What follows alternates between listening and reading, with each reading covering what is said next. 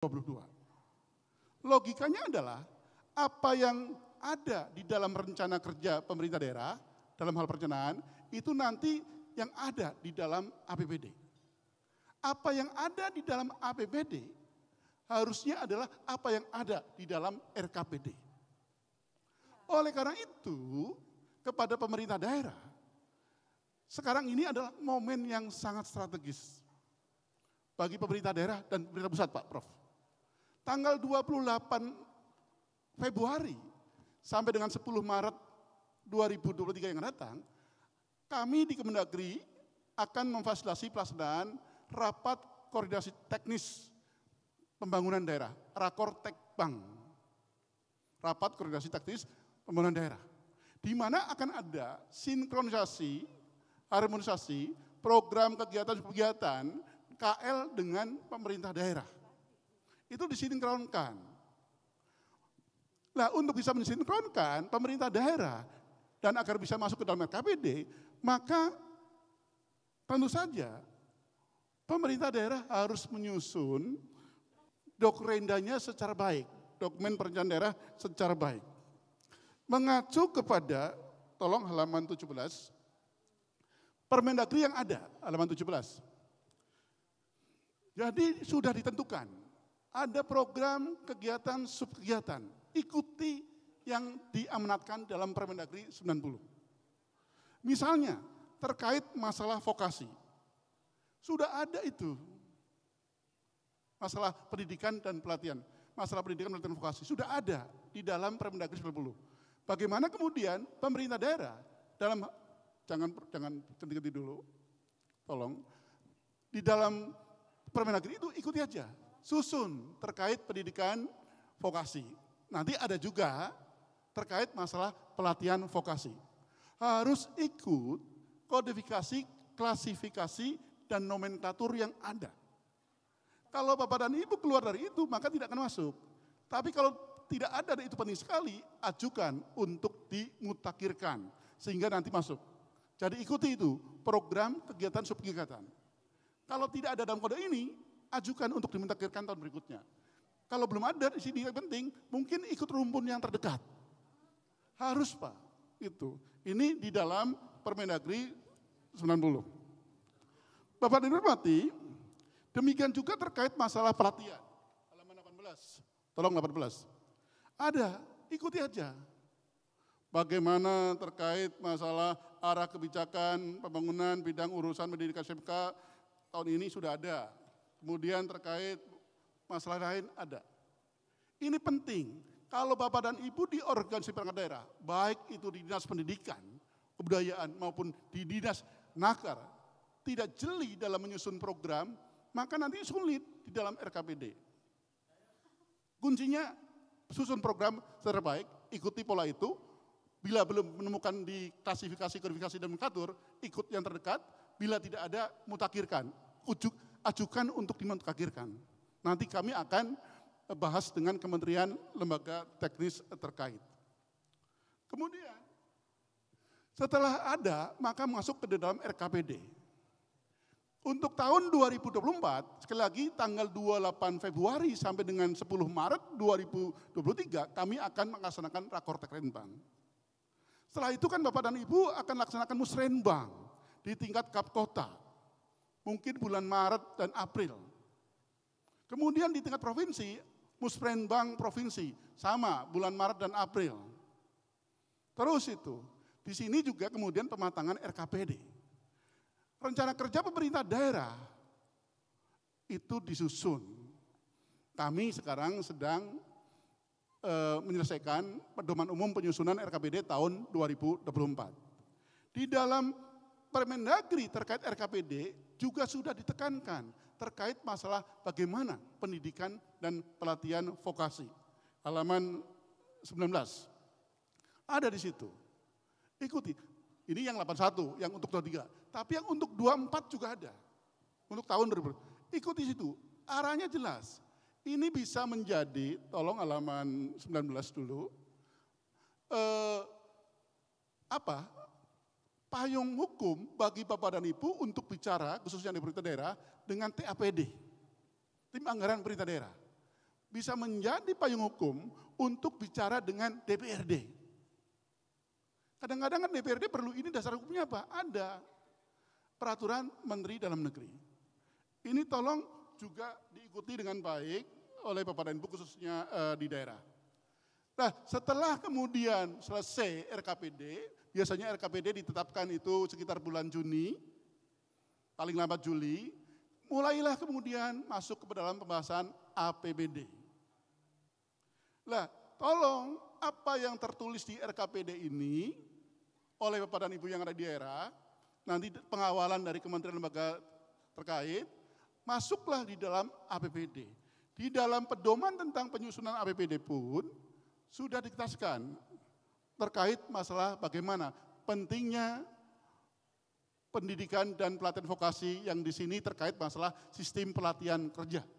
Bahasanya Pak, kalau di dalam RKPD jelas vokasi, tapi dalam Permendagri APBD yang kemarin masalah sistem pelatihan kerja berbasis kompetensi dan sebagainya. Termasuk juga lembaga pelatihan kerja dan sebagainya. Ini ada. Ini yang harus dilakukan Bapak Ibu. Sekali lagi adalah apa yang ada di dalam APBD, mestinya apa yang ada di dalam RKPD. Apa yang ada di dalam RKPD, mestinya yang ada di dalam APBD. Oleh karena itu pastikan, pendidikan dan pelatihan vokasi sudah muncul programnya secara bagus di dalam RKPD. Tolong betul-betul itu. Namun demikian juga harus kita sama-sama perhatikan bahwasanya ini juga perlu ada lintas OPD, perlu dukungan dari semua pihak. Bapak Ibu hormati, halaman 21, ini yang di dalam Permendagri 84. Di dalam APBD sudah jelas gitu. Kemudian Bapak dan Ibu yang hormati, kami di Kemendagri juga sudah jelas sekali menerbitkan beberapa peraturan lain termasuk seperti yang tadi disampaikan oleh Profesor Warsito, pada tanggal 30 Januari 2023 kemarin, kami menerbitkan surat kepada Gubernur dan Bupati Wali Kota. Ini jelas, halaman 22. Saya rasa surat itu sudah bagus, namun tinggal bagaimana implementasinya. Misalnya, kami minta kepada Gubernur dan Bupati Wali Kota untuk membentuk tim koordinasi daerah terkait rehabilitasi vokasi dengan melibatkan Kadin, tingkat provinsi dan tingkat kabupaten. Kedua, mengintegrasikan kegiatan revitalisasi pendidikan dan pelatihan vokasi ke dalam dokumen perencanaan pembangunan daerah dan juga ke dalam dokumen penganggaran. Itu yang kedua. Yang ketiga, menyusun rencana dan kebijakan operasional untuk pengembangan dan pengelolaan sistem informasi pasar kerja di daerah masing-masing.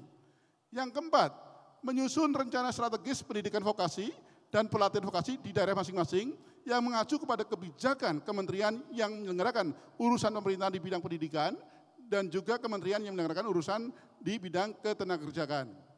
Kemudian yang kelima, melakukan penyelarasan pendidikan vokasi dan pelatihan vokasi dengan dunia usaha, dunia industri, dan juga dunia kerja. Ini yang perintah kami kepada Gubernur, Bupati, Wali Kota. Yang keenam, menyediakan dukungan pendanaan untuk revitalisasi pendidikan dan pelatihan vokasi yang menjadi kewenangannya.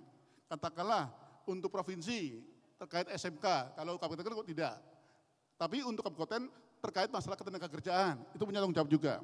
Kemudian yang ketujuh, menjamin ketersediaan pendidik dan instruktur bagi lembaga pendidikan vokasi dan pelatihan vokasi. Dan yang ke-8, melaporkan pelanggaran tersebut. Ini penting sekali. Nah, namun demikian, yang penting adalah surat itu sudah jalan. Kemudian di daerah memperhatikan atau tidak. Ini yang penting, bagaimana di bawah Prof. Warsito, Kemenko PMK, kemudian Kemendikbud, kemudian Kemenaker, dan juga lembaga stakeholder yang terkait bersama kami di Kemendagri memantau pelaksanaan itu. Kami tadi di ruang tunggu bicara, bagaimana sekarang ini ternyata tim koordinasi vokasi daerah itu belum ada yang terbentuk. Oleh karena itu kita sekarang bentuklah gitu. Tiap bulan kita rakors meeting misalnya, memantau pelaksanaan masing-masing daerah. Apakah dari 38 provinsi, 514 kap kota. Siapa yang sudah membentuk? Untuk saat ini belum. Tapi kita harapkan bulan Maret sudah harus membentuk. Oleh karena itu mungkin pertengahan Maret kita rakor pertama. Siapa yang sudah menganggarkan? Sekarang kan lagi nyusun RKPD. Cek juga menganggarkannya berapa. Itu cek juga. Kemudian juga berapa banyak pendidik atau instruktur terkait pendidikan vokasi dan pelatihan vokasi. Itu rutin Pak. Tidak mungkin hanya surat ini kemudian kepada gubernur wali kota, gubernurnya wali kota langsung. Gubernur wali kota pasti disposisi kepada sekda. Sekda pasti disposisi kepada kadis. Kadis disposisi lagi kepada kasubdin. Nah ini kalau tidak dipantau, gitu, nongkrongin manajemennya, tidak mungkin langsung jalan. Jadi perlu pantau yang terus menerus, ini yang tadi kami tawarkan. Mari kita paling tidak dalam waktu sekian bulan ini, untuk memantau pembentukan tim koordinasi vokasi, tiap bulan kita pantau daerah. Ini penting sekali terkait masalah tersebut. Lah, pelaksananya kemudian, kalau sudah jalan, yang sudah membentuk ngapain? Kita optimalkan. Yang belum bentuk, kita anggarannya berapa? Kita sandingkan, kita umumkan tiap bulannya itu. Daerah-daerah yang sudah bentuk, anggarannya berapa dan berapa, sudah jalan atau belum. Ini kita lakukan. Tanpa itu tidak. Dan kami di Kemendagri punya kewenangan dalam hal pembinaan dan pengawasan terkait tersebut. Pak Menteri Dalam Negeri, Pak Tito Karnavian, sungguh sangat mendukung terkait itu. Langkah-langkah yang dilakukan oleh Kemendagri kita akan betul-betul lakukan untuk mendukung kebijakan-kebijakan yang ada di kementerian lembaga, termasuk juga adalah dalam hal pendidikan dan pelatihan vokasi. Oleh karena itu terkait masalah penganggaran, tidak hanya dari APBN. Sekali lagi kita APBD, penting sekali. Tentu saja juga ada sumber-sumber lain yang sah itu ya Pak Putut ya, yang memungkinkan untuk pelaksanaan pendidikan dan pelatihan vokasi ini bisa berlangsung. Bahkan nanti setelah APBD ditetapkan, kami bisa melihat berapa banyak anggaran untuk pendidikan dan pelatihan vokasi dan untuk apa saja. Ini bisa terus kita tekankan sepanjang lagi kita sinergi dan kolaborasi. Tanpa ada sinergi kolaborasi kementerian lembaga, para pelaku stakeholder lainnya dan pemerintah daerah, saya pikir masalah pendidikan dan pelatihan vokasi tidak akan maju-maju seperti yang diharapkan oleh kita bersama.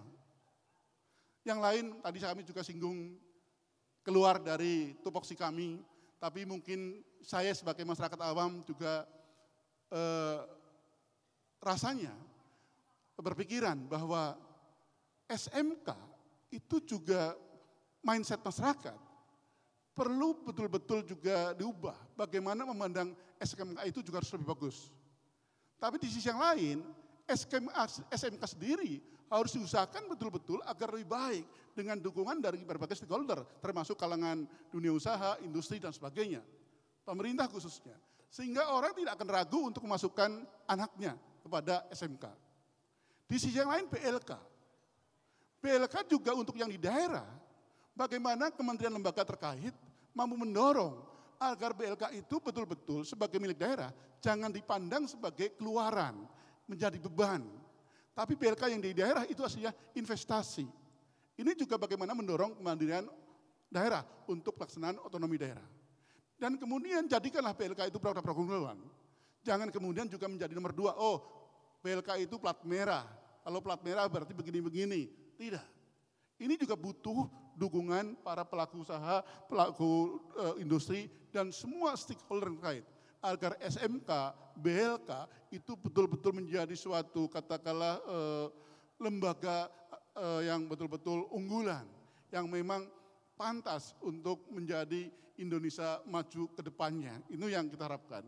Mungkin demikian beberapa hal yang perlu saya tekankan terkait masalah anggaran. Detailnya tadi saya sudah bicarakan.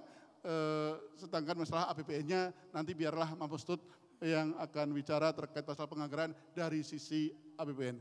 Demikian Bapak dan Ibu, lebih kurangnya mohon maaf. Terima kasih. Wassalamualaikum warahmatullahi wabarakatuh. Waalaikumsalam warahmatullahi wabarakatuh. Luar biasa, kita beri aplaus pada Pak Dirjen ya. Pak Dirjen paparannya sangat komprehensif ya. Tadi dan beliau gercep ya, gerak cepat. Tadi ada surat dari Dirjen Bina Bangda kepada Gubernur, Bupati, Wali Kota tertanggal 20 Januari Pak ya, 30 Januari ya, 30 Januari. Dan tadi sudah dijelaskan secara runtun, detail, termasuk gambaran yang dilakukan mulai dari usulan dalam Rakor Bangtek, kemudian perencanaan pembangunan dan keuangan daerah, sehingga nanti itu bisa masuk menjadi program. Mungkin saya ingin menyapa daerah ini ya, karena yang diundang itu di provinsi itu adalah dinas provinsi ya, itu adalah dinas pendidikan, dinas tenaga kerja. Mohon yang dari provinsi angkat tangan. Nah, ini dari provinsi mana Pak? Kalimantan Tengah. Dari provinsi? NTT? Aceh? Aceh, luar biasa. Yang dekat sini dari mana? DIY. Kalau yang tetangga sini dari mana Pak? NTB. Tetangga sini ini Jawa Barat ada? Ada. Begini. Dari Kalimantan Barat, Kalimantan lengkap ini. Ya. Bahwa ini tadi saya lihat di list undangan, yang diundang itu adalah yang terkait dengan demand, permintaan, yaitu representasinya Dinas Tenaga Kerja atau nomenklatur yang sejenis, kemudian dari sisi supply, yaitu representasinya dari yang menyangkut nomenklatur untuk pendidikan. Berarti Bapak dan Ibu itu setelah ini, tadi disampaikan oleh Pak Dirjen, sepertinya punya PR. Bagaimana tadi itu bisa setelah pulang, nanti koordinasi di daerah dalam rangka, tadi sudah ada surat Pak Dirjen kepada Gubernur, Wali Kota, Bupati, tanggal 30 Januari, yang perihalnya itu adalah menindaklanjuti Perpres 68, yang kita bicarakan ini tentang revitalisasi pendidikan vokasi dan pelatihan vokasi. Jadi teman-teman dari daerah nanti itu setelah mungkin pulang ke daerah masing-masing, diharapkan nanti itu ada dilaporkan kepada pimpinannya, kemudian koordinasi, dan nanti sepertinya Pak Dirjen dan teman-teman dari Direktorat Jenderal Bina Bangda nanti itu akan monitor Pak ya kan, ya, bersama KL ya, baik. Selanjutnya tentunya tadi dikatakan oleh Pak Ketua Tim Pelaksana Profesor Warsito, Pak Deputi, bahwa dari sesi pertama maupun sesi kedua, inilah yang nanti itu adalah gambaran tim pusat ya, TKNV ya. Dan di sini kami juga kolaborasi termasuk dari sisi penganggaran ya. Jadi tapi penganggarannya bagaimana, maka akan lebih afdol kalau dijelaskan oleh Pak Putut dari Kementerian Keuangan. Kami persilakan Pak Putut untuk menjelaskan paparannya. Silakan Pak. Baik, terima kasih Bapak Moderator, Pak Warsito, Pak Teguh, Bapak Ibu sekalian. Bismillahirrahmanirrahim. Assalamualaikum warahmatullahi wabarakatuh. Selamat sore dan salam sejahtera untuk kita semua. Bapak Ibu sekalian, saya langsung saja ya. Saya ke slide berikutnya setelah ini, di latar belakang ini. Ini menggambarkan latar belakang, sebenarnya ini sebagai pengingat saja. Kenapa sih kita berkumpul pada siang sampai sore hari ini di sini untuk ngomongin tentang revitalisasi pendidikan vokasi dan lain sebagainya. Mengapa kita berkumpul di hotel yang Lux ini untuk berdiskusi bersama. Jadi nanti Pak Prof ini kedepannya menjadi pengingat kita. Kalau kita setelah berkumpul di sini ini, kalau yang terjadi di latar belakang ini 2-3 tahun lagi masih terjadi, itu dosa kita semua.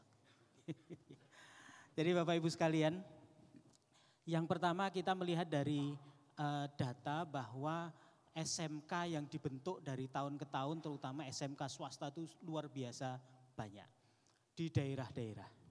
Jadi peningkatan pembentukan SMK itu sangat tinggi, itu satu. Yang kedua, ternyata SMK dalam hal ini datanya adalah bidang SMK Science, Teknologi, Engineering, dan Math. Itu 2/3-nya itu dibentuk di daerah yang tidak ada lapangan kerja yang terkait dengan SMK tersebut. Jadi ya kayak sia-sia aja gitu ya, bikin SMK banyak, tapi ternyata lapangan kerjanya nggak ada di area-area itu. Padahal kita tahu anak-anak muda itu usia 17, 18 mungkin juga masih akan berada di area tersebut setelah lulus gitu ya. Kemudian yang ketiga, kalau kita melihat kurikulum pendidikan SMK dibandingkan dengan SMA, kita bisa melihat bahwa pendidikan teknisnya itu justru relatif sedikit dibandingkan dengan pendidikan generalnya, kurikulum generalnya. Jadi masih ada, ya agama mungkin masih penting, tapi ada seni, ada pendidikan jasmani, ada sejarah dan lain sebagainya yang mirip-mirip dengan SMA. Jadi kalau dilakukan irisan itu masih justru didominasi oleh pendidikan yang sifatnya seperti pendidikan SMA. Kalau kita bandingkan misalnya dengan Jerman, di sisi yang sebelah kanan, mohon maaf mungkin agak terlalu kecil kalau dilihat gitu ya. Kalau irisannya gitu, yang relevan itu hanya gambar yang sama, itu hanya gambar teknis, teknik bengkel, ketenaga listrikan dasar dan paket keahlian. Tapi kemudian ditambah tadi yang pendidikan yang ada agama, budi pekerti, kewarganegaraan, bahasa Indonesia, pendidikan jasmani, seni dan lain sebagainya. Sementara kalau SMK di negara maju itu yang beririsan cuma 4 tadi, kemudian yang lain tuh kayak analisa sistem kelistrikan, perencanaan dan penerapan informasi itu justru tidak ada gitu ya. Nah, ini adalah sebuah fakta yang terjadi. Di slide berikutnya ini juga masih fakta yang terjadi. Kalau misalnya di next slide coba. Kita bisa melihat bahwa rasio upah anak yang baru lulus SMA dan SMK lebih tinggi anak yang SMA. Kita data di tahun 2014 menunjukkan dari usia ke usia meningkat dia.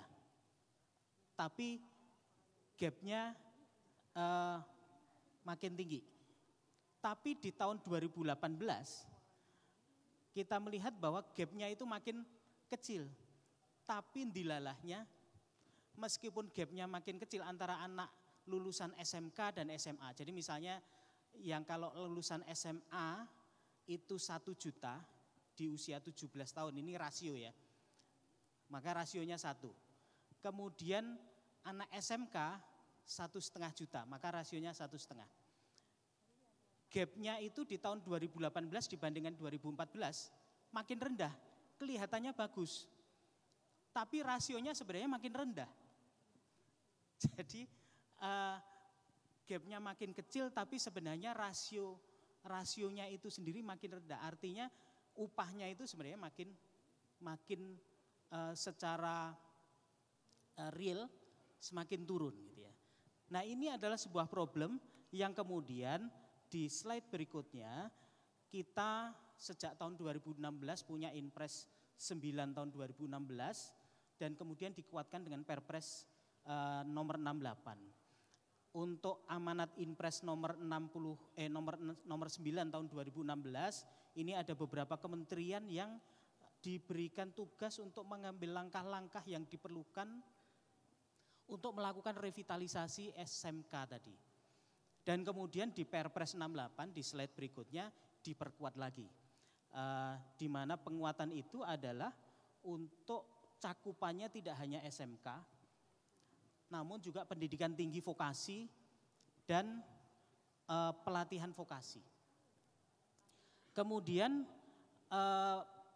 dalam rangka mengubah paradigma penyelenggaraan pendidikan ini orientasinya tidak lagi pada supply. Kalau tadi kan supply ya, SMK di banyak tempat pokoknya kita berusaha mensuplai tenaga kerja. Tapi tidak memperhatikan kebutuhan pasarnya. Nah ini yang diperkuat dengan Perpres 68 itu. Kemudian untuk membekali lulusan ini intinya bahwa kita harus menjadi SDM yang berkualitas. Nah saya atas dasar itu kemudian kami akan beralih pada terus duitnya dari mana nih untuk urusan revitalisasi ini tadi. Terkait dengan anggarannya. Saya akan memulai dari APBN secara keseluruhan terlebih dahulu. Berapa sih gedenya APBN itu? APBN itu kalau tahun 2023 sekitar 3.000 triliun Bapak Ibu sekalian. Tapi ini kemudian dibagi-bagi kepada banyak KL, banyak program, banyak kegiatan. Dan ini sebenarnya ada dua kelompok besar. Yang dibelanja pemerintah pusat, yang di atas itu, yang kisaran nilainya sekitar 2.200, kemudian ada yang di bawahnya adalah yang melalui transfer ke daerah, yang kemudian ditransfer kepada Bapak Ibu sekalian menjadi bagian dari APBD. Itu sekitar 800-an triliun, kalau di tahun 2023 ini tepatnya 814 triliun.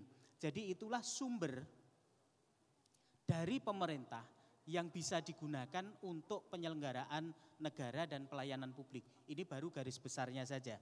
Dan di dalam APBN dan APBD itu ada program-program dan ada fokus-fokus. Salah satunya untuk APBN memang selalu yang jadi nomor satu itu adalah peningkatan kualitas dan kapasitas SDM. Itu selalu menjadi tolok ukur nomor satu. Bagaimana kita meningkatkan kualitas pendidikan. Kemudian yang kedua adalah sistem kesehatan, makanya itu masih di bidang SDM, dan perlindungan sosial. Itu adalah 3 hal besar yang selalu menjadi tema pembangunan yang diusung dalam APBN. Nah saya di slide berikutnya, saya akan masuk ke anggaran pendidikan. Tadi APBN secara keseluruhan dibagi 2, pusat, transfer ke daerah.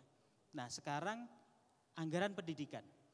Anggaran pendidikan Bapak Ibu sekalian dari 3.000 triliun tadi yang menjadi anggaran pendidikan kalau APBN adalah 612 triliun. Jadi cukup besar juga karena kita memang mempunyai kewajiban untuk menganggarkan sebesar 20% dari APBN. Maka kita anggarkan sebesar itu. Dan itu untuk apa saja? Memang sebagian besarnya adalah untuk secara langsung mengintervensi agar masyarakat mempunyai akses kepada pendidikan.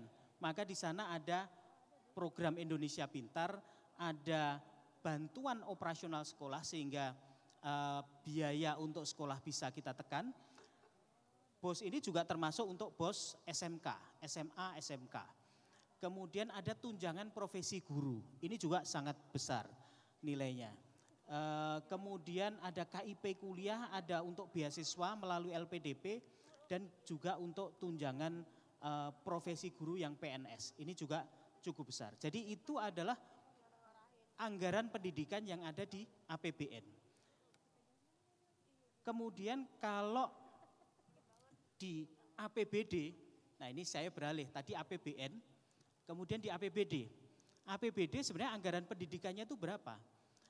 Sorry, saya minta tolong kembali ke slide sebelumnya. Di APBN itu, karena tadi dibagi 2, termasuk di dalamnya transfer ke daerah, maka yang di tengah itu, yang gede itu juga karena mostly kewenangan untuk penyelenggaraan layanan itu ada di daerah, maka besarnya yang 612 ini tadi, sebagian besarnya juga ditransfer.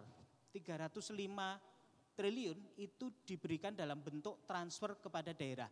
Di situ ada DAU yang kemudian digunakan untuk membayar gaji guru, sebagian besarnya.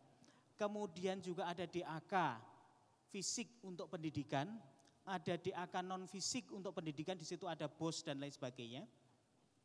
Ada otonomi khusus untuk pendidikan dan seterusnya. Nah, setelah menjadi APBD bentuknya seperti apa? Next slide. Di dalam APBD ini dari tahun ke tahun alhamdulillah teman-teman di daerah juga mempunyai kewajiban untuk menganggarkan 20% dari APBD mereka. Dari tahun ke tahun semakin tinggi jumlah daerah yang sudah menganggarkan 20% dari anggaran pendidikan. Kalau misalnya tahun 2018 itu cuma 423 daerah, maka tahun 2020 sudah 446. Dan ini akan naik terus. Sekarang jumlah daerah ada 500, saya lupa sekarang.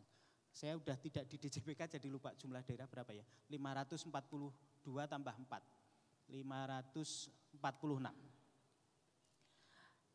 Nah, di dalam APBD pun ini juga kemudian ada layer-layer di dalamnya sebenarnya. Ada untuk belanja pegawai, ada untuk belanja modal. Memang belanja pegawai kemudian menjadi yang paling dominan. Dan di dalamnya ini juga sumbernya ini mix. Ada yang dari DAK, ada yang dari DAU, ada yang dari DBH, dan ada yang dari PAD, pendapatan asli daerah. Nah inilah yang dikelola di dalam APBD untuk menjadi anggaran pendidikan. Nah saya di next slide-nya kemudian dari anggaran pendidikan ini ke anggaran yang terkait dengan vokasi seperti apa. Silahkan di slide berikutnya. Anggaran untuk vokasi kalau di pemerintah pusat, ini memang kalau kita melihat angkanya, misalnya tahun 2017 itu sampai 1,5 triliun, 2020 1,3, tapi di 2023 cuma 787 miliar. Mengapa? Ini bukan karena apa-apa, karena pada saat tahun 2020-2021 untuk pembangunan ruang kelas baru dan lain sebagainya itu sudah dialihkan ke DAK. Sehingga dia dikurangkan dari belanjanya pemerintah pusat. Tapi dimasukkan ke dalam transfer ke daerah. Jadi sebenarnya untuk kalau secara keseluruhan nantinya sebenarnya masih sama karena untuk sekarang untuk DAK vokasi saja kalau nggak salah sekitar 3 triliun. Jadi sudah sangat besar sebenarnya.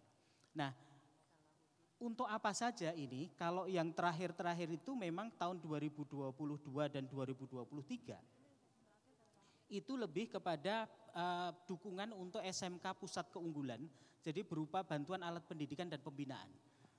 Ini yang difokuskan oleh Kementerian Pendidikan dan Kebudayaan untuk anggaran di tahun 2022 dan 2023 untuk pendidikan vokasi.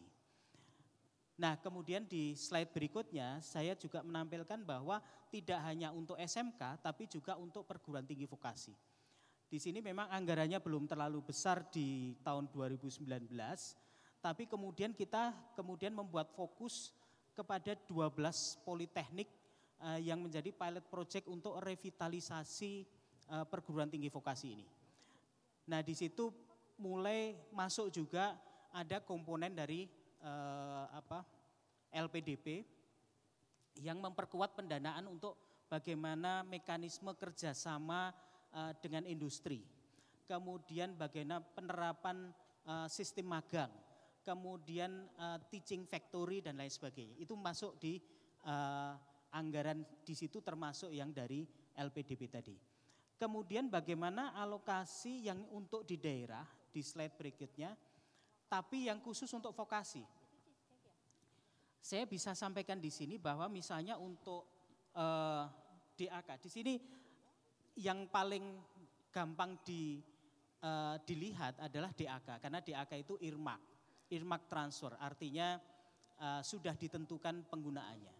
Di dalam earmark transfer itu DAK fisik misalnya itu untuk berbagai proyek gitu ya, termasuk untuk rehabilitasi sekolahnya, pembangunan misalnya mencakup ruang praktek siswa, ruang laboratorium kimia, ruang laboratorium fisika dan lain sebagainya, termasuk juga pengadaan alat praktek utama termasuk teknologi dan informasi. Demikian juga untuk yang non fisik di situ ada untuk BOS, untuk tunjangan profesi guru dan lain sebagainya. Nah Bapak Ibu sekalian, di slide yang terakhir kami akan menyampaikan tentang tadi disinggung TKNV dan TKDV. Ini adalah tim koordinasi. Namun saya tidak akan fokus pada anggaran untuk tim ini. Saya anggap itu Bapak Ibu sekalian yang di daerah seharusnya sudah bisa mikirin sendirilah untuk anggaran tim koordinasi. Menurut saya yang jauh lebih matters adalah bagaimana melakukan revitalisasi itu dengan mensinergikan berbagai sumber pendanaan yang ada. Di dalam Undang-Undang HKPD, Hubungan Keuangan Pusat dan Daerah nomor 1 tahun 2022, itu sudah diatur terkait dengan sinergi pendanaan. Bagaimana kita bisa mensinergikan dan bahkan itu kita harapkan itu adalah bottom up. Bagaimana antara didesain programnya dulu, misalnya Bapak Ibu sekalian di daerah benar-benar pengen mengembangkan revitalisasi SMK ini misalnya untuk kejuruan tertentu yang memang sesuai dengan pasarnya, sesuai dengan kebutuhannya. Sumbernya dari mana? Kalau mikir dari APBD saja, pasti nggak akan banyak bisa bergerak. Tapi Bapak Ibu sekalian kemudian bisa berpikir bahwa dengan sinergi pendanaan ini tuh bisa sebenarnya ada transfer ke daerah, ada dari APBD, ada dari APBN, dan ada dari pembiayaan. Bagaimana daerah nanti bisa berkoordinasi dengan pemerintah pusat dan harus mendapat bimbingan dari pemerintah pusat. Yang dari APBD-nya misalnya untuk membiayai gurunya atau membiayai bimbingan teknisnya atau untuk menyekolahkan gurunya ke level yang lebih tinggi. Kemudian TKDD-nya adalah dari DAK misalnya untuk membangun kelasnya, memperbaiki kelasnya. Kemudian dari APBN-nya untuk apanya lagi, untuk melakukan pembinaan dan lain sebagainya. Plus mungkin bisa ada kita punya SMI, kita punya sumber pembiayaan yang lain yang itu bisa open sources juga yang bisa diakses oleh Bapak Ibu sekalian. Tapi yang terpenting adalah program itu sudah disinergikan di daerah dulu.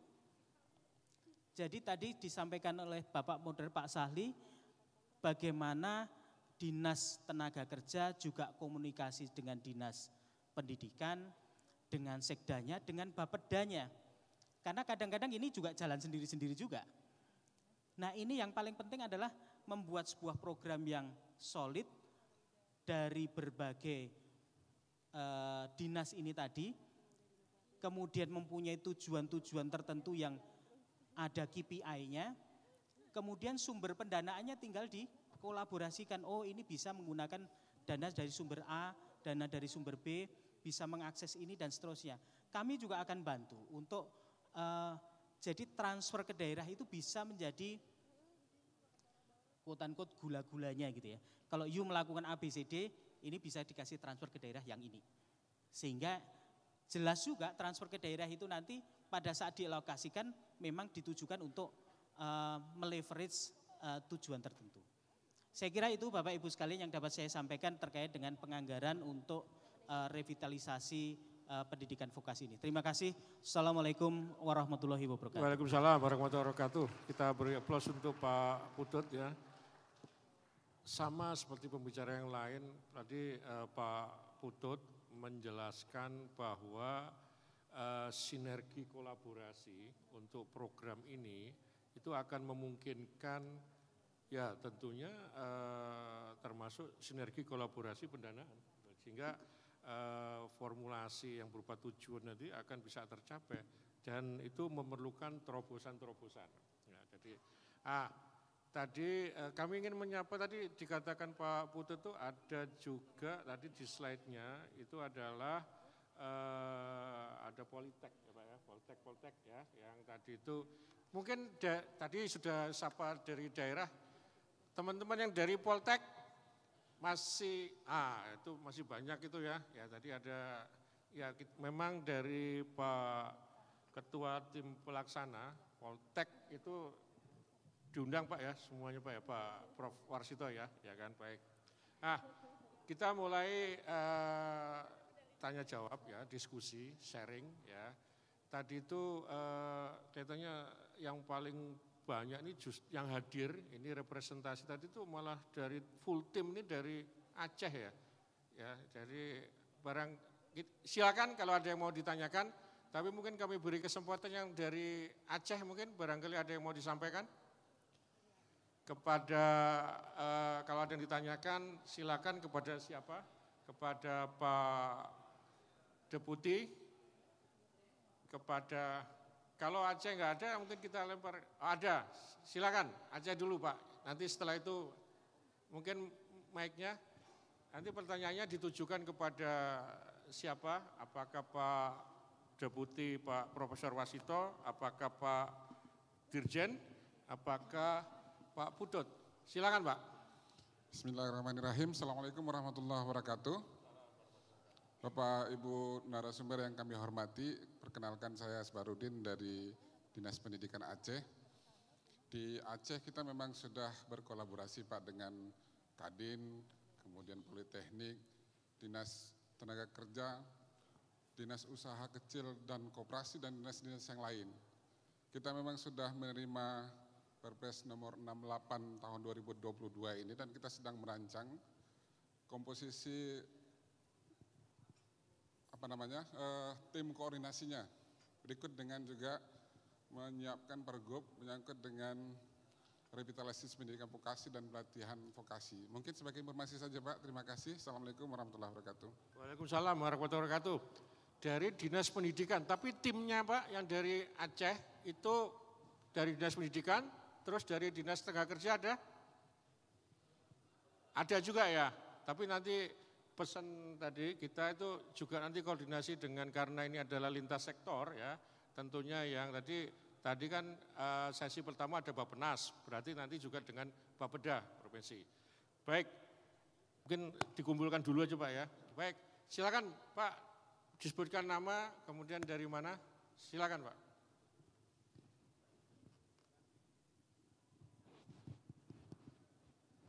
Tiga, dua, satu, tes. Terima kasih, selamat sore Bapak-Bapak dari narasumber. Ini monggo nanti silahkan siapa yang saya dari BMTI, Balai Besar Pengembangan Penjaminan Mutu Pendidikan Vokasi Bidang Mesin Teknik Industri yang di Cimahi dari Dirjen. Pak, maaf Pak, dari mana Pak? Balai Besar Pengembangan Penjaminan Mutu Pendidikan Vokasi Bidang Mesin Teknik Industri. Baik, baik Pak. Kami sering diskusi dengan Profesor Warsito. Ada beberapa hal yang menarik sebetulnya. Yang pertama tadi sudah dijelaskan tentang postur anggaran. Dari 600 triliun, 300 triliun itu transfer daerah. Sedangkan semua kegiatan yang terkait di 20% APBN itu untuk fungsi pendidikan, bukan untuk Kemendikbud. Ya, dari 600 triliun, itu Kemendikbud hanya mengelola 80 triliun saja. 300 triliun dikelola di transfer daerah. 156 dikelola oleh 7 kementerian lembaga lain di bidang pendidikan. Belum juga ada dari Kemenak tentu saja. Nah, ini tentu saja kita mesti betul-betul peran dari pemerintah daerah, tadi yang sudah disampaikan oleh Bapak Dirjen terkait dengan Permendagri nomor 81 tahun 2022, sampai sejauh mana pemerintah daerah sudah betul-betul yakin, aku yakin gitu ya Pak ya, karena nanti serah terima pengelolaan SMK dan SMA itu sudah harus diberikan ke pemerintah daerah. Sampai dengan detik ini saya kira afirmasi Sarpras itu peran dari pemerintah pusat masih sangat tinggi Pak. Sehingga 80 triliun yang dikelola oleh pemerintah daerah, oleh Kemendikbudristek, tentu saja itu tidak sepenuhnya dikelola di pusat, tapi masih diberikan dalam bentuk afirmasi ke daerah. Padahal sudah cukup besar tadi disampaikan dari Bapak narasumber dari Kementerian Keuangan, 300 triliun untuk DAK, DAU, fisik non-fisik, BOS juga muncul di sana Pak. Ya itu yang pertama. Yang kedua, saya setuju tadi bahwa SMK yang sekarang kewenangannya sudah di pemerintah daerah, pendirian SMK sama sekali tidak melihat yang sudah menjamur, tidak melihat potensi industri yang ada di masing-masing daerah. Sehingga tentu saja lulusan dari SMK salah satu, bisa mungkin salah dua, bisa mungkin salah tiga. Tapi salah satu yang menyumbang kenapa kualitas lulusan SMK kurang, itu karena pendirian di SMK di daerah begitu mudah tanpa melihat potensi industri yang ada di daerah.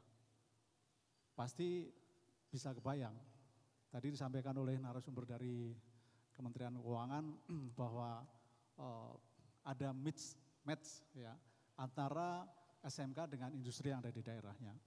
Apakah nanti menurut hemat kami harus ada perjanjian Kemendagri nih Pak, bahwa pengurangan SMK-SMK yang begitu menjamur di daerah, kalau tidak ada industri di daerahnya mestinya ya dihapus atau mungkin digabung. Nah, ini kewenangannya di pemerintah daerah. Mungkin itu dari kami, Baik. Bapak dan Bu sekalian, mungkin monggo silakan nanti dielaborasi. Terima kasih Wassalamualaikum Pak warahmatullahi dari wabarakatuh. Balai Besar. Nanti mungkin bisa ditanggapi dari Prof. Warsito dan Pak Dirjen. Mungkin satu lagi, kalau ada. Ini ada beberapa, tapi satu aja ya. Mungkin ibu-ibu aja ya. Jadi silakan Bu, nama sama instansi, silakan. Terima kasih. Assalamualaikum warahmatullahi wabarakatuh. Perkenalkan saya Profesor Dr. Nuliah Nurdin. Saya guru besar di IPDN sekaligus saat ini menjadi direktur di Politeknik Estialan Jakarta. Nah, pertanyaan saya mungkin karena tadi pagi tidak sempat juga bertanya, limit question gitu ya. Dari pagi sampai saat ini saya ingin mendapatkan jawaban. Kalau kita bicara vokasi, sebenarnya tidak hanya pendidikan vokasi itu untuk technical, ya. Dari pagi dibahasnya seolah teknis semua. Ada juga vokasi untuk social science, administrasi misalnya. Kami di Politeknik Estialan Jakarta misalnya, prodi kami dan alumni kami nanti ahli di bidang manajemen sumber daya aparatur. Seperti itu. Kami juga punya nanti ahli APN, Administrasi Pembangunan Negara. Ya, yang alumninya nanti itu bisa semua karena menyangkut administrasi di semua instansi itu bisa masuk ke dalam. Tapi dengan aturan yang baru ini kami di bawah LAN, Lembaga Administrasi Negara. Nah, aturan di PTKL yang baru ini seolah-olah kami harus menyerap semua alumni kami. Padahal mereka sebenarnya bisa masuk di semua instansi. Nah, saya mohon pertimbangan-pertimbangan, masukan-masukan. Bagaimana dengan Politeknik?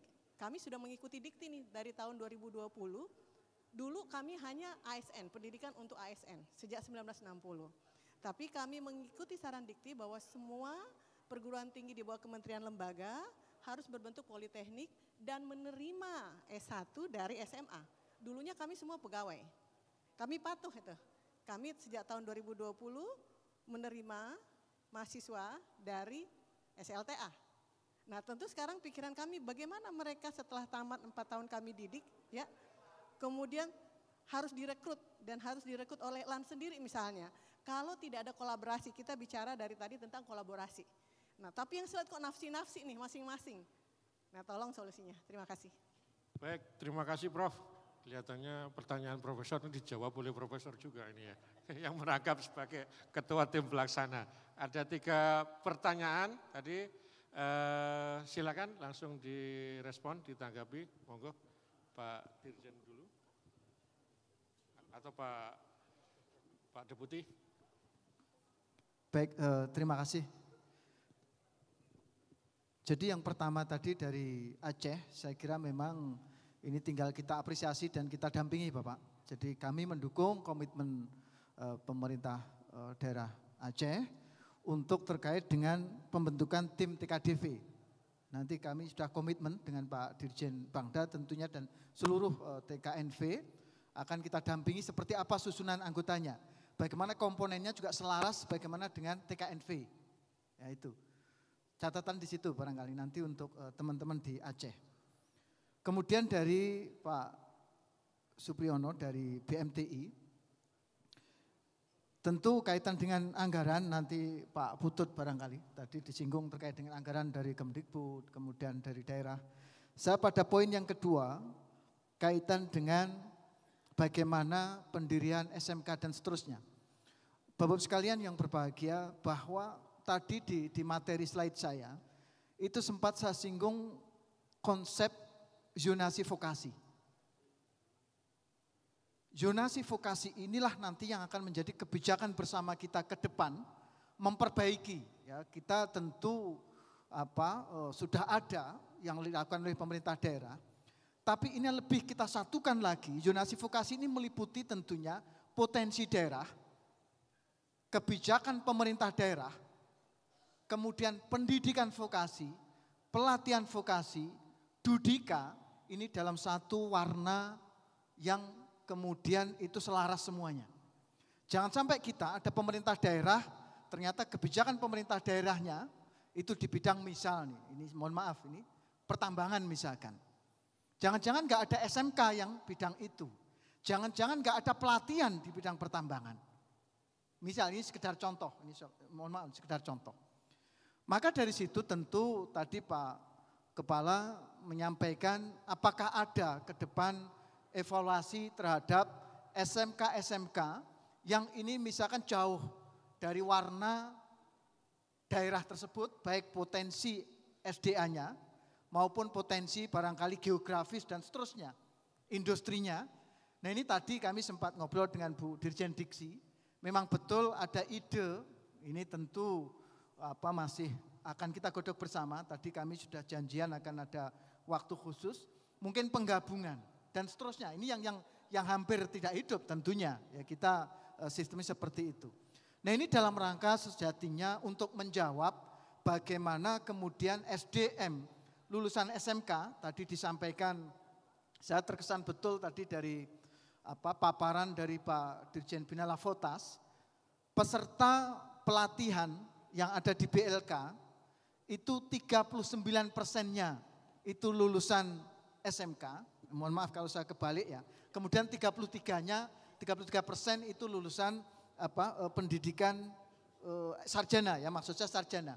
Sedangkan yang Poltek lulusan D3 ini kecil persentasenya. Dan ini menandakan nanti ke depan sasaran kita terintegrasinya zonasi vokasi tadi adalah bagaimana lulusan SMK dan lulusan sarjana ini menjadi juga bagian yang penting di dalam arah untuk revitalisasi pelatihan dan pendidikan vokasi. Maka ini kami seperti itu Pak Kepala, nanti kita akan satukan di dalam konsep zonasi vokasi. Itu. Supaya satu warna, satu strategi dan seterusnya. Tentu ini peran dari Bappenas dan peran teman-teman Bapeda nantinya akan satu kesatuan dan di dalam langkah. Kemudian yang terakhir dari Bu Direktur Politeknik, tentu Bapak sekalian, betul mungkin seakan-akan kita ketika bicara ini semacam teknikal gitu ya, seakan-akan hanya ke eksak saja. Bukan demikian, ketika bicara vokasi, ini arealnya tentu tidak hanya yang sifatnya ke-engineeringan. Tetapi tentu yang sifatnya administrasi, yang sifatnya manajemen yang itu benar-benar untuk fungsi terapan langsung, ini menjadi satu kesatuan gerak langkah dari revitalisasi pendidikan dan pelatihan vokasi. Ya. Sekali lagi ini adalah satu kesatuan. Jadi tidak hanya ketika bicara pendidikan dan pelatihan vokasi, ini yang bidang engineering eksak saja bukan, tapi juga tentunya bidang administrasi tapi sudah sifatnya terapan. Sifatnya implementatif sesuai dengan Dudika dan juga kemudian bagaimana misalkan kita dorong manajerial ini juga ke arah wirausaha. Ini juga menjadi bagian penting bagaimana sifatnya sekolah ataupun pelatihan institut yang kemudian mendorong juga menghasilkan wirausahawan muda, ini juga menjadi satu kesatuan nanti strategi di dalam revitalisasi pendidikan dan pelatihan vokasi ini. Saya kira itu dari Bu Profesor dari Direktur Politeknik. Baik, terima kasih saya kira Pak itu, Deputi. Pak. Monggo dilanjutkan Pak Dirjen. Baik, terima kasih. Saya merespon beberapa hal. Yang pertama terkait pembentukan tim koordinasi. Kita komit bagaimana dikata minggu kedua, minggu ketiga, kita betul-betul adakan pertemuan, cukup mungkin Zoom, terkait bagaimana pembentukan tim koordinasi vokasi untuk daerah baik provinsi maupun kabupaten kota. Namun demikian yang saya harapkan untuk provinsi yang hadir saat ini, pastinya paling tidak paling lambat awal Maret itu sudah melakukan koordinasi dulu untuk lingkup kabupaten kotanya. Adakan itu rakor tentang pendidikan pelatihan vokasi untuk lingkup kap kota di wilayah provinsinya. Sehingga nanti pada waktu kita ada pertemuan langsung bisa jalan enak. Sekaligus adalah untuk memastikan program kegiatan subkegiatan itu masuk di dalam RKPD. Kalau nanti di dalam pertengahan minggu ketiga Maret, itu kan sudah ada rakorter Bang. Kami sudah bisa menyiapkan, melihat bagaimana komitmen dari masing-masing provinsi dan kota itu terhadap pendidikan dan pelatihan vokasi yang nantinya akan masuk ke dalam dokumen perencanaan pembangunan daerah. Dari kementerian di tingkat pusat, ini juga momen yang sangat strategis terkait masalah perencanaan. Bagaimana momen pilkada serentak tahun 2024 akan membuat RPJPD, RPJMD, dan RKPD itu mulainya bareng serentak. Tidak seperti sekarang ini. Nanti akan ada RPJPD 2025-2045. RPJMD-nya bareng 2025-2029, 2029-2034 dan sebagainya. Ini momen juga untuk bagaimana kita meletakkan fondasi pendidikan dan pelatihan vokasi secara benar. Ini kita, tapi yang jelas nanti di bawah koordinasi dari Kemenko PMK, kita yang di tingkat pusat, KL-KL terkait juga betul-betulnya klub, sinergis gitu.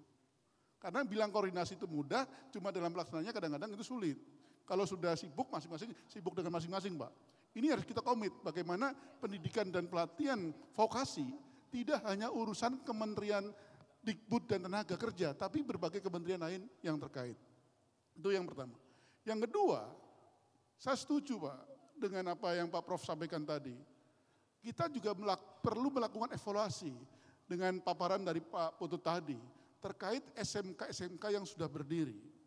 Mungkin dengan zonasi, itu kami akan betul-betul siap mendorong terkait apabila ada SMK-SMK swasta misalnya swasta itu, yang tidak pas sesuai dengan potensinya di wilayah itu, ya kita betul-betul akan topang apa hasil evaluasi itu. Kalau itu memang perlu dihapus, dihapus.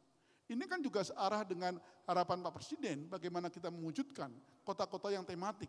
Misalnya Bandar Lampung, itu kota pisang misalnya gitu kan. Mari SMK-nya pun nanti juga tentang pisang misalnya loh. Misalnya gitu. Ini secara sempitnya gitu.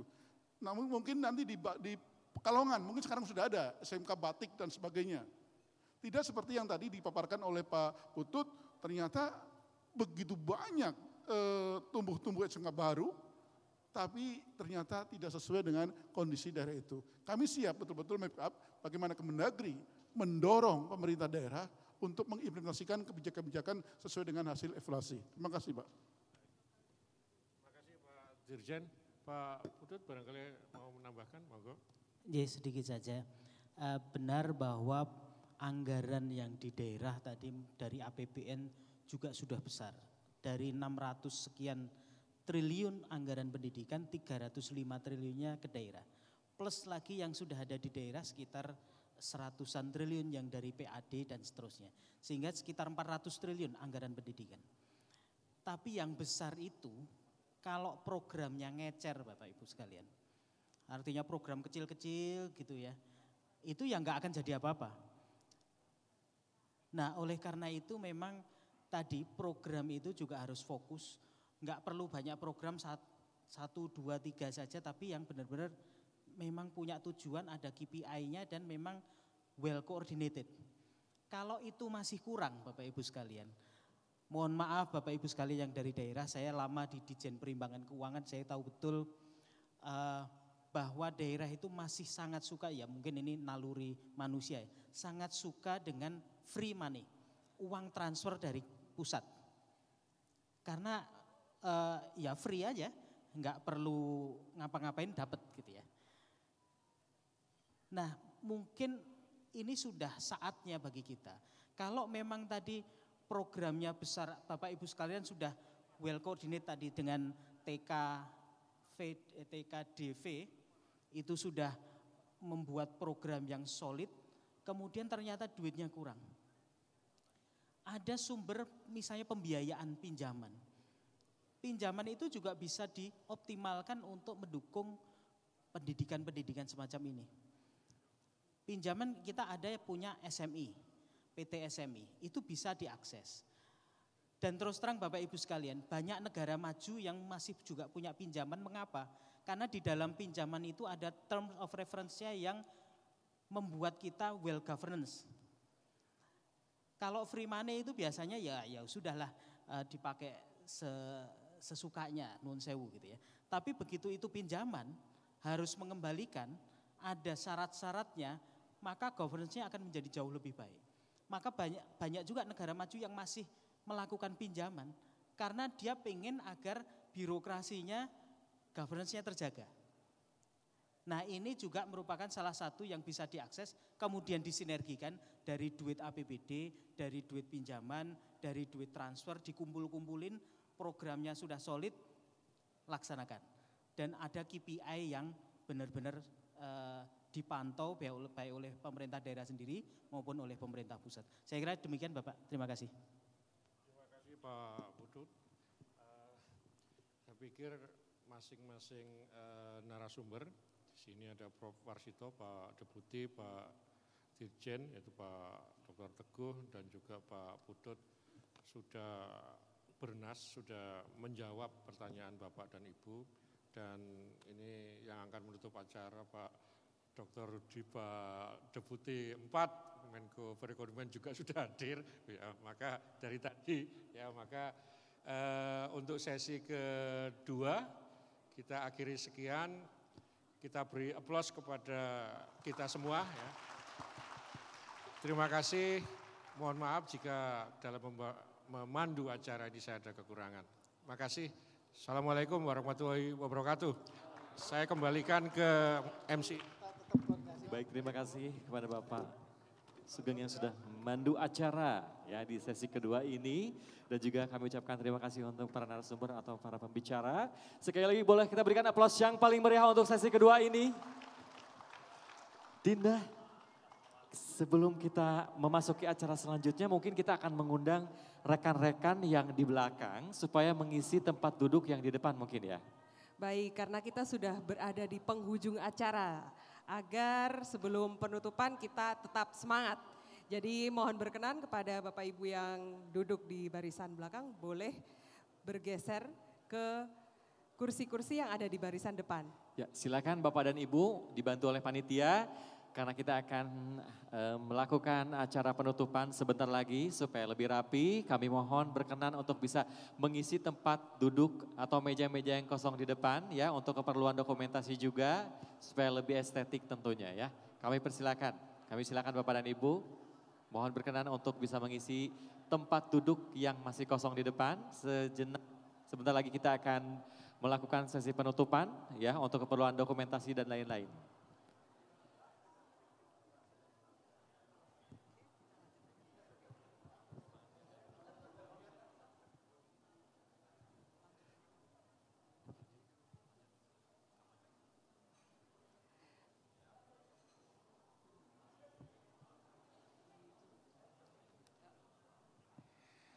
Baik, Bapak Ibunya masih pada pindah dulu, nggak apa-apa ya? Baik, kita sambil memberikan waktu bagi boleh nggak Bapak Ibu supaya lebih semangat lagi untuk penutupan ini, kita bilang yel-yel lagi ya? Boleh ya? Boleh, kita semarakkan lagi moto. Masih ingat vokasi unggul Indonesia Maju ya? Tangannya dua-duanya di atas dong. Tangan kanan lebih atas, tangan kiri lebih bawah. Saya bilang vokasi unggul Indonesia Maju. 3, 2, 1. Vokasi unggul Indonesia Maju. Tepuk tangan untuk kita semua. Terima kasih. Luar biasa energinya meskipun sudah sore masih tetap semangat. Betul. Baik. Hadirin yang kami hormati, peluncuran peraturan Presiden nomor 68 tahun 2023 tentang revitalisasi pendidikan vokasi dan pelatihan vokasi serta konferensi TVET Nasional 2023 telah selesai dilaksanakan. Dan untuk itu kami mohon perkenan kepada Deputi Bidang Koordinasi Ekonomi Digital, Ketenagakerjaan dan Usaha Mikro, Kecil dan Menengah Kementerian Koordinator Bidang Perekonomian untuk menutup kegiatan ini secara resmi. Kepada Bapak Rudi Salahuddin dengan hormat kami silakan.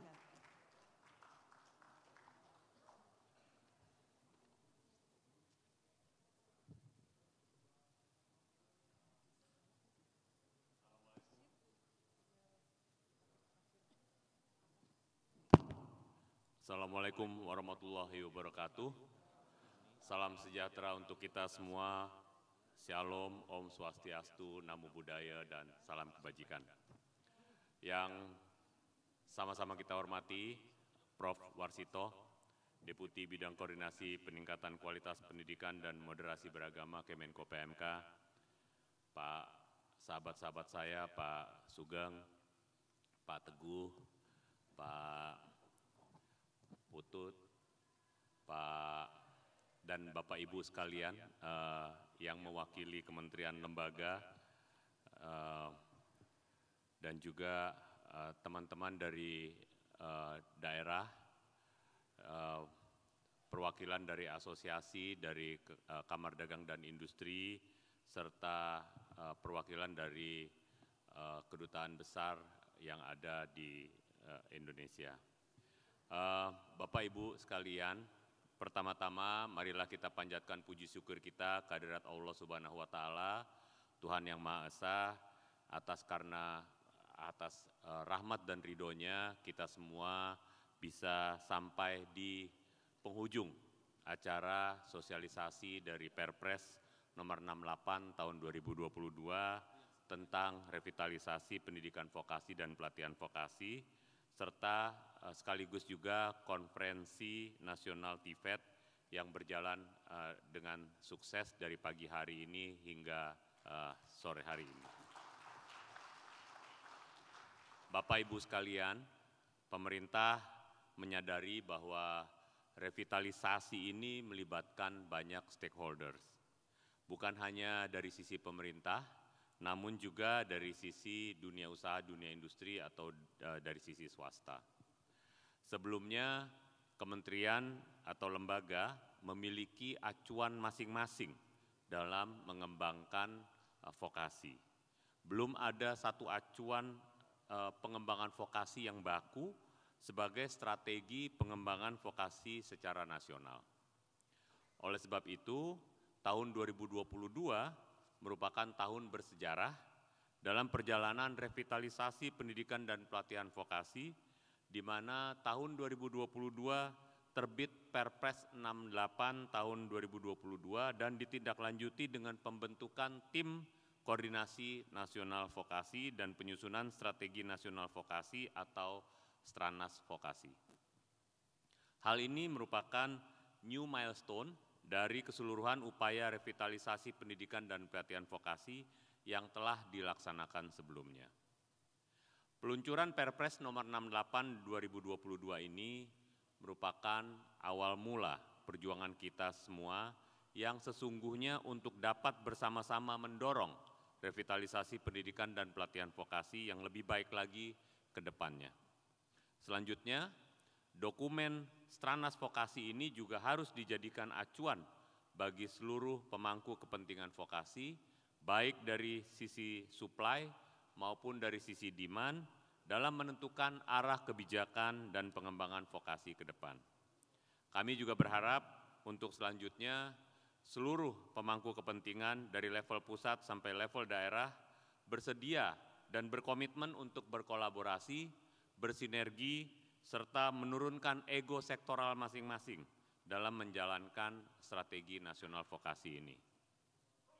Bapak Ibu hadirin sekalian, sebagaimana sudah disampaikan dalam arahan maupun keynote Bapak dan Ibu Menteri di sesi sebelumnya, pemerintah pada dasarnya sudah memiliki berbagai instrumen untuk mendukung implementasi revitalisasi vokasi dan pelatihan vokasi ini. Saya ingin meng-highlight terkait sistem informasi pasar kerja yang saat ini dikerjakan oleh Kementerian Ketenagakerjaan. Sistem informasi pasar kerja ini menjadi key factor dalam pelaksanaan vokasi yang berbasis kebutuhan pasar kerja. Sehingga saya berharap seluruh stakeholders yang ada di sini dapat membantu Kemnaker baik dari integrasi dan sinerginya maupun dari sisi teknologi hingga pengayaan database dalam ekosistem Sisnaker tersebut. Sehingga SIPK dapat memberikan gambaran data kebutuhan pasar kerja yang akurat untuk menjadi acuan dalam pengembangan program vokasi kita ke depan. Bapak Ibu sekalian, telah disampaikan juga di dalam sesi talkshow terkait mandat Perpres 68 tahun 2022 kepada Bapak dan Ibu Gubernur, Bupati, dan Wali Kota untuk ikut bertanggung jawab dalam revitalisasi pendidikan dan pelatihan vokasi yang disesuaikan dengan potensi daerah masing-masing melalui pembentukan tim koordinasi daerah vokasi. Oleh karena itu, kami sangat berharap pemerintah provinsi sebagai pihak yang menaungi lebih dari 14.000 SMK dan pemerintah kabupaten kota yang menaungi lembaga pelatihan kerja dan lembaga kursus dan pelatihan dapat menjadi ujung tombak dalam mendorong revitalisasi hingga inovasi untuk meningkatkan kualitas pendidikan dan pelatihan vokasi di daerah. Selanjutnya, Kadin dan dunia usaha, dunia industri juga menjadi kunci sukses utama dalam mendorong vokasi berbasis demand driven sehingga diharapkan dapat terus terlibat aktif dalam berbagai kegiatan vokasi, utamanya dalam penyusunan standar kompetensi, kurikulum, uji kompetensi, pemagangan, termasuk memberikan informasi tren atau informasi pasar kerja ke depan. Bapak Ibu sekalian, melalui launching ini, kita juga telah mendengarkan banyak best practices dalam proses pendidikan dan pelatihan vokasi. Semoga ke depan praktik-praktik baik ini dapat di-scale up ke level nasional sehingga dapat dilakukan secara masif dan inklusif.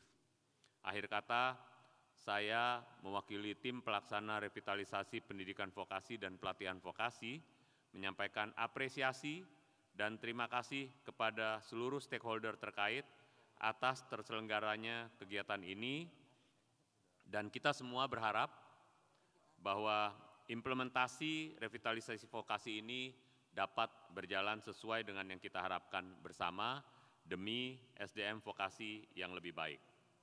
Dengan mengucapkan alhamdulillahirabbil alamin, bersama ini kami tutup acara ini. Terima kasih. Dan sekali lagi saya ucapkan banyak terima kasih kepada Bapak Ibu sekalian. Semoga apa yang menjadi diskusi dan launching kita hari ini menjadi ibadah bagi kita semua. Vokasi unggul, Indonesia maju. Terima kasih. Wassalamualaikum warahmatullahi wabarakatuh.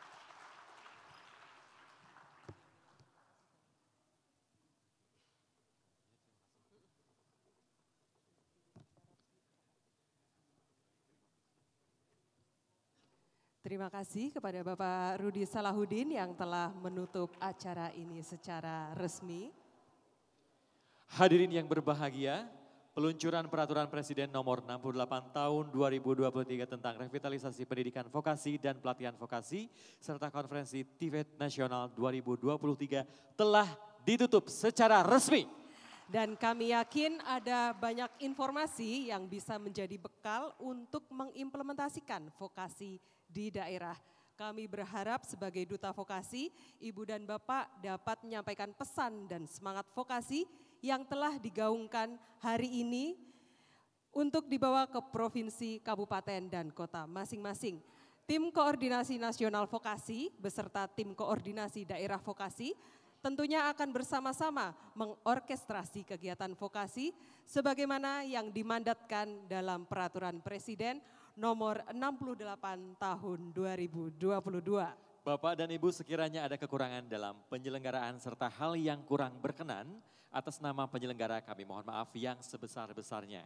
Dan kami pun menyampaikan terima kasih yang setinggi-tingginya atas komitmen yang telah diberikan oleh tim TKNV, kementerian dan lembaga pemerintah daerah, serta seluruh vokasi yang telah hadir dalam acara hari ini dalam rangka mewujudkan SDM kompeten, produktif, dan berdaya saing menyongsong Indonesia Emas 2045. Dan kita tutup acara dengan slogan Vokasi Unggul Indonesia Maju. Saya Joseph Hakim. Dan saya Adinda Nusantari. Wassalamualaikum warahmatullahi wabarakatuh. Sampai jumpa.